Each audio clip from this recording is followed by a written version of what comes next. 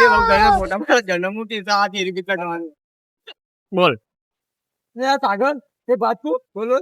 લે બે જણા ઓમ કેમ ઉભા હે? આ બેનો ઝઘડો થઈ ગયો યાર એવું હતું